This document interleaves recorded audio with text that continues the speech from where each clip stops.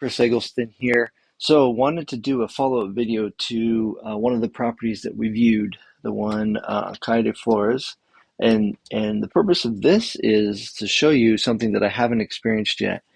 So, I've been looking at a lot of properties, and I haven't had any follow-up. There may have been like one auto-generated text or email that came through, but like nobody's reached out, nobody's like tried to contact me. And this was the first time after viewing this property that I got a contact or I got contacted by an actual person, not just an automated system.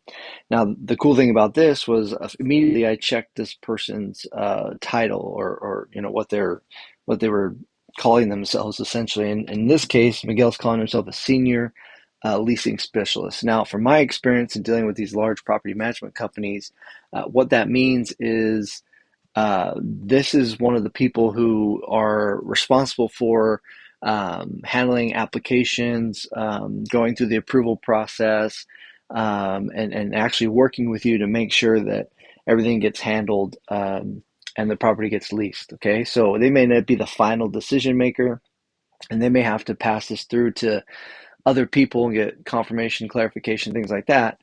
But they are a valid resource for getting real answers to your questions. Okay, so leasing specialist, leasing director of leasing, or something like that. Okay, so that's quality. So one of the things I wanted to know, if you remember, and I'll link to the original video so that you can.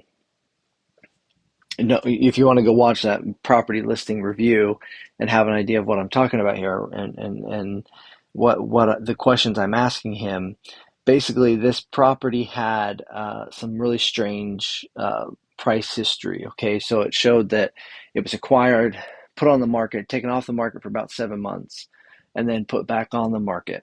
And so I wanted to know why. In the video, I assumed or guessed or made a assumption that it was due to possible eviction or somebody having to terminate their lease early or something like that. So I don't think that he fully answered my question, but that's not really the point here. The point is to show that you can get answers. Other things I've mentioned in other videos is you can ask them for you can ask them like, have there been any applications? Are there any pending applications? Okay, so I asked two questions. Have you had any application on this property? So number one. Number two was, the pricing history is kind of interesting. I was wondering if you can provide me any insights on that, essentially. So he got back to me the next day.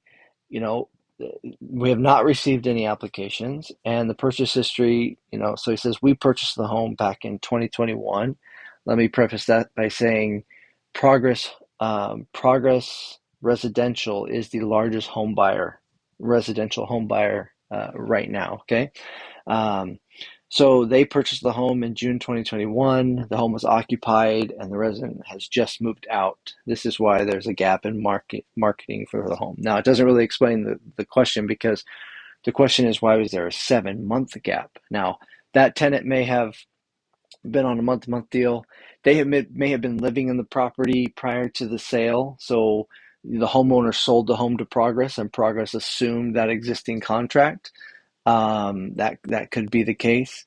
Um, and so there was only 7 months left on the contract, but that doesn't explain why after they purchased the home, they started marketing it, why it was listed for rent for a short period, and then it went off the market again. So it's still a little bit unclear, but that's not really the point of this. The point of this is to show you that, look, you do have an opportunity to actually get answers to your questions. If you go and view these properties, you potentially get a follow-up, and you may be able to use like some of this data to even help you figure out how to contact people, figuring out what, emails and things like that. So anyway, it was a little bit shocker, but it was cool to get that information. Now, I haven't heard from him since I sent this, which is a little odd, right?